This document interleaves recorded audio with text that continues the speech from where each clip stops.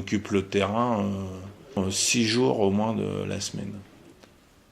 Il y a une journée que je ne dévoilerai pas où il n'y a pas de service nocturne, justement pour privilégier une journée d'instruction de 8h à 18h où l'ensemble des personnels, que ce soit les gendarmes adjoints volontaires ou les gradés, participent à une journée d'instruction en intervention professionnelle, qui sont principalement la MAA, la MSA et l'acquisition de terrain, enfin on appelle ça la TI, quoi, technique d'intervention.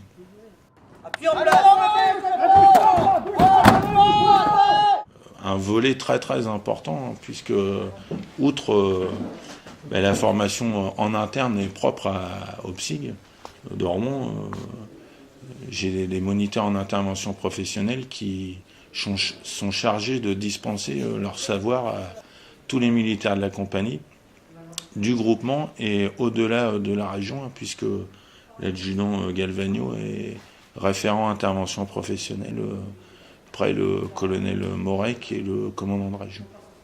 Coupé circulaire. Le coupé circulaire. Pareil, si j'ai le temps de le voir, arriver, je vais sortir là. Gauche, droite, en arrière, en fonction de l'environnement du terrain. Il y a 3 zones de percussion. Donc la zone rouge, interdite, c'est la tête, sauf en cas de nécessité absolue ou de légitime défense. La zone à privilégier, ça va être les membres. Les membres, pourquoi ? Parce que c'est les vecteurs d'agression. Au contraire de la tête qui est rouge, les membres, ça va être zone verte. Donc ça peut être des frappes puissantes, puisque là, en aucun cas, la personne est mise en danger, quoi. Tout ce qui est partie génitale et le tronc de face ou de dos, ça va être des frappes modérées.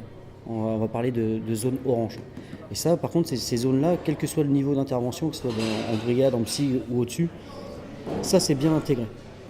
Déjà, le gendarme sait que la tête, c'est interdit. Donc là, on est sur les zones de percussion quand on parle de MSA, de corps à corps. Des zones de sécurité. La zone d'observation, c'est la zone à partir de laquelle je vais pouvoir prendre en compte mon environnement. Et à partir de cette zone-là, je vais savoir si l'intervention, elle est de mon ressort ou pas. Je vais me dire, c'est pas de mon niveau, et du coup, j'attends du renfort. En particulier en PSIG, et encore plus dans d'autres unités qui sont en niveau d'intervention supérieur. Voilà, je vais venir ici, je vais venir bloquer là.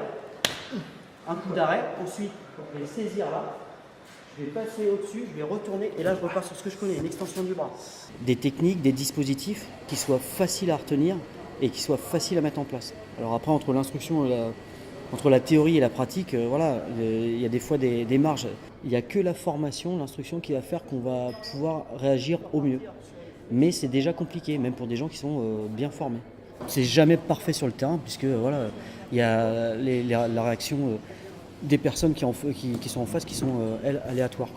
Pour être efficace, c'est pas montrer 150 techniques, c'est avoir un petit panel. Nous, au PSIG de Rouen, pour parler plus particulièrement du PSIG de Rouen, on a une journée d'instruction par semaine. La répétition de l'instruction et puis la répétition de la gestuelle. Où là, on parle de martothérapie.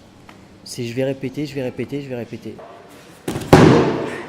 Même si j'ai l'impression que je sais faire, c'est une technique que je fais 10 fois, je vais avoir l'impression de savoir la faire. Maintenant, pour la remettre en place avec le stress du terrain, avec tous les facteurs aléatoires du terrain, si je l'ai répété que 10 fois, j'arriverai jamais à la remettre en place. Parade, je viens chercher en dessous, je viens appuyer avec ma main réactive, je me libère cette main-là, je suis toujours en garde, et je reprends l'avantage. Hop, en garde. Même si c'est un délinquant, un criminel, on ne peut pas faire n'importe quoi. Donc c'est sa sécurité, c'est pour ça qu'on a établi des zones de percussion, notamment quand on va au contact des personnes. C'est la sécurité des tiers, de l'environnement, c'est-à-dire qu'on ne peut pas faire n'importe quoi, notamment avec une arme à feu, si autour il y a du monde. Putain, fais-moi des coups circulaires. Arrêtez et pensez que le mec bourré, si vous attend avec un balai au col, ça va être un technicien qui va être là. Ça va être un gros. Donc les codes. Voilà, viens me chercher de côté. Côté. Ok, viens là, je retourne. Je viens ici, je sens que ça peut pas y aller parce qu'il est trop gainé. Je viens là, et je redescends. Et au moins là, je l'ai. La finalité pour nous, c'est pas le combat. La finalité pour nous, c'est la maîtrise. L'IP, c'est un concept global qui est né en 2001. Depuis 2001 sortent des moniteurs. Alors c'est pas des surhommes, c'est des gens qui avaient des capacités physiques, de compréhension, pédagogique. Et même un moniteur peut faire des fautes. Il y en a de plus en plus, il y en a dans certaines régions pas encore assez. Si je parle d'IP à un gendarme de l'Est ou un gendarme du Nord, il va savoir de quoi je parle. Voilà. Toutes les interventions qu'on peut faire, elles reposent sur l'intervention graduée. Mais du simple tapage nocturne.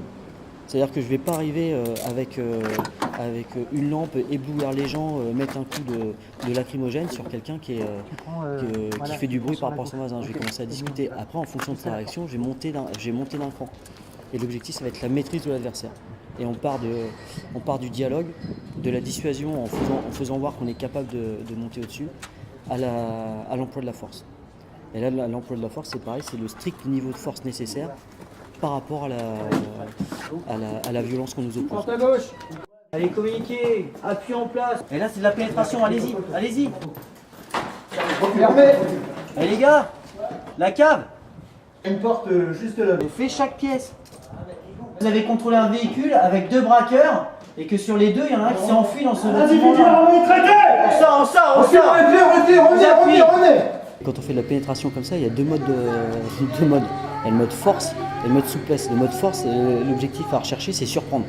Notamment sur les interpellations domiciliaires, parce que c'est là où on prend sans doute le plus de risques. Quand on rentre chez quelqu'un, on rentre dans son intimité. Et s'il ne veut pas se laisser faire, il est chez lui, il connaît.